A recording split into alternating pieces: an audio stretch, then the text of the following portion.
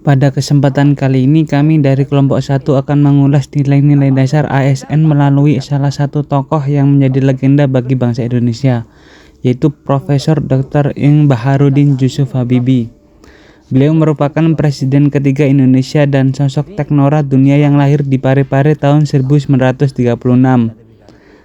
Berikut adalah ulasan kelompok kami bagaimana 7 nilai ASN berakhlak tercermin dalam tokoh tersebut.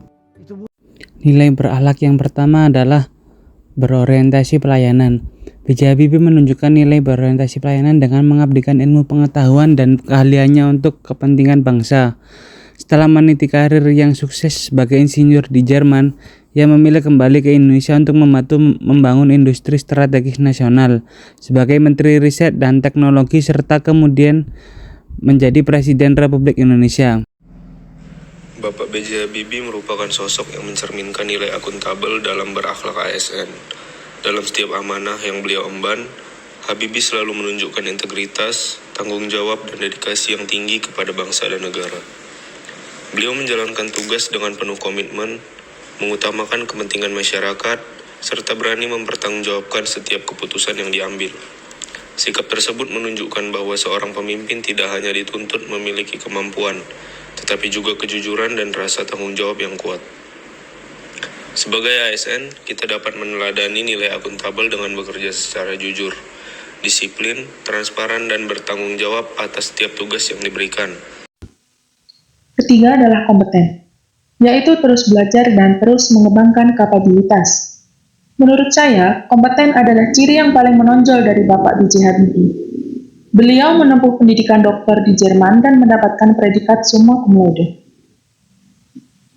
Beliau tidak hanya memiliki keahlian, tapi beliau selalu konsisten mengembangkan diri untuk memberikan kinerja terbaik bagi bangsa Indonesia.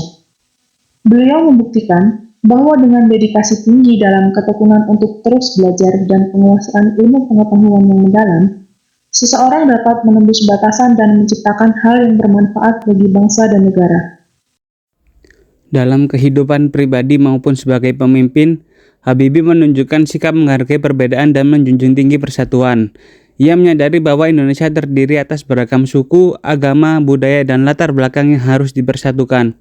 Pada masa pemerintahannya, ia mendorong terciptanya kehidupan demokrasi yang lebih terbuka, menghargai kebebasan berpendapat, serta mengajak seluruh elemen masyarakat untuk bekerja sama menjaga persatuan bangsa.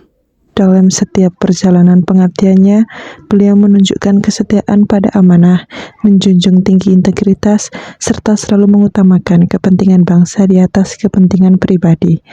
Loyalitas beliau tidak dibangun atas keterpaksaan, tetapi lahir dari rasa cinta terhadap profesi dan pengabdian yang tulus. Di sisi lain, Pak Habibie juga menjadi teladan dalam nilai adaptif. Beliau tidak pernah berhenti belajar, terbuka terhadap perubahan, serta mampu menyesuaikan diri dengan perkembangan zaman, teknologi, dan tantangan kerja yang terus berubah. Yang ketujuh adalah kolaboratif. Habibie bukan Superman yang bikin pesawat sendirian. Beliau adalah dirijen orkestra yang menyatukan ribuan talenta di PTN, dari dokter hingga montir lapangan, tanpa sekat senioritas. Semangat ini yang wajib ditiru oleh ASN modern. Menjadi ASN kolaboratif berarti meruntuhkan ego sektoral demi pelayanan publik. Kecerdasan akan menemukan jalan, tetapi karakter dan integritaslah yang menentukan tujuan. Teruslah belajar, tetaplah rendah hati, dan berkaryalah untuk memberi manfaat bagi bangsa. Amanah bukan sekedar jabatan, melainkan tanggung jawab yang kita pertanggungjawabkan untuk masyarakat, bangsa, dan Tuhan Yang Maha Esa. Bapak B.J. Habibie mengajarkan kita bahwa kecerdasan yang tinggi bukan hanya untuk membanggakan diri sendiri, melainkan untuk membangun jembatan ilmu yang mampu membawa bangsa ini terbang tinggi menuju masa depan. Meraih masa depan yang cerah tidak akan didapat dengan mudah. Kamu harus mau berkorban untuk mendapatkan hal tersebut. Sebagaimana yang dikatakan oleh B.J. Habibie, hanya anak bangsa sendirilah yang dapat diandalkan untuk membangun Indonesia.